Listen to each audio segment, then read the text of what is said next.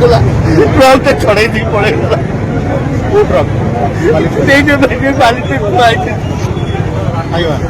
आज्ञा ଆଉ କିଛି ନାହିଁ ଆପଣ ଦେଖନ୍ତୁ ଆଉ ନାହିଁ କୁଆଡେ ଯାଉଥିଲେ କୁଆଡେ ରାମନଗର ସେ କଣ କାମରେ ଯାଉଥିଲେ ନା କଣ ପରୀକ୍ଷା ଦେବାକୁ? ଆଜ୍ଞା ଆଜ୍ଞା ମୋ ରୋଜ ମୋ ଘର ପାଖକୁ ଯାଉଥିଲି ଆଜ୍ଞା ମୋ ନାଗେଶ୍ୱରପୁର ଘର ମୋ ଘର ପାଖକୁ ଯାଉଥିଲି ଦେଖନ୍ତୁ ପୁରା ବସ୍ ମୁଣ୍ଡ ଆଉ କିଛି ନାହିଁ ଆଉ ପୁତୁରା ଆଜି ନୂଆ ଗାଡି ସବୁଦିନ ଯିବା କରନ୍ତି ପୁତୁରା ଦିଟା ଆସିଲା ପୁତୁରା ଦିଟା ଚଲାଉଥିଲା ତାଙ୍କର କିଛି ହେଇନି? ନାତିର ଆଜ୍ଞା ବର୍ତ୍ତମାନ ମୁଁ ଉପାୟ କହିଲା ଭଳିଆ ଅବସ୍ଥା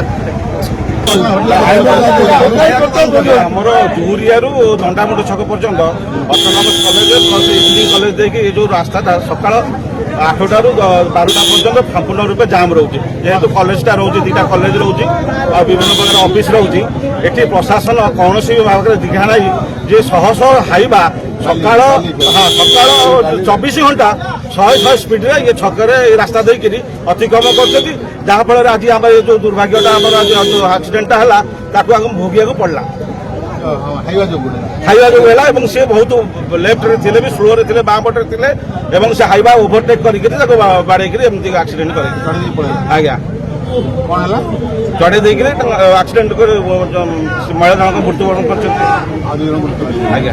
ବର୍ତ୍ତମାନ କଣ ପରିସ୍ଥିତି ଅଛି, କଣ ଚାହୁଁଛନ୍ତି? ଆମେ ଚାହୁଁଛୁ ଯେ ଦିନରେ ଯେହେତୁ ଏ ରୋଡ ଜାମ୍ ରହୁଛି, ସାଧାରଣ ଲୋକ ଏବଂ କଲେଜ ଛାତ୍ରଛାତ୍ରୀଙ୍କର ଯିବା ଆସିବାର ରାସ୍ତା ଜାମ୍ ରହୁଛି, ତେଣୁ ବାଲି ଓଭରଲୋଡ ହାଇୱା ଗୁଡାକୁ ମାନେ ରୋକାଯାଉ ଏବଂ ତାଙ୍କର ନିୟମ କରାଯାଉ ଯେ ରାତିରେ ଏହି ସମୟରେ ଏତିକି କିଲୋମିଟର ବେଗରେ ସେମାନେ ଗତି କରିବେ। ସେମାନେ କୌଣସି ପ୍ରଶାସନ ଉପରେ ନିଘା ନେଉନି, ଏ ଜିନିଷ ଆମେ ପ୍ରାଣ ଯାଉଛି ବାରମ୍ବାର। ବାଲି ଗାଡ଼ି ଏଠି ବିନା ପ୍ରଶାସନ ହାତରେ ବାଲି ଗାଡ଼ି 900 ଗାଡ଼ି ବିନା ଟ୍ରାଫିକ୍ କଲେଜ ଅଫିସ ଆଜି ମାଟ୍ରିକ ପରୀକ୍ଷା ଚାଲିଛି, ସ୍କୁଲ ଝିଅ ଆମ ଗାଁର ବୋହୂ ଇଏ ଆସିଲା ବେଳେ ଯାଉଥିଲା ପରୀକ୍ଷାକୁ ଏକ୍ଜାମ ନେବା ପାଇଁ, ତା ଛୁଆ ଦିଟା ବି ଆଫେକ୍ଟ, ତା ସ୍ୱାମୀ ବି ଆଫେକ୍ଟ ହେଇଛି।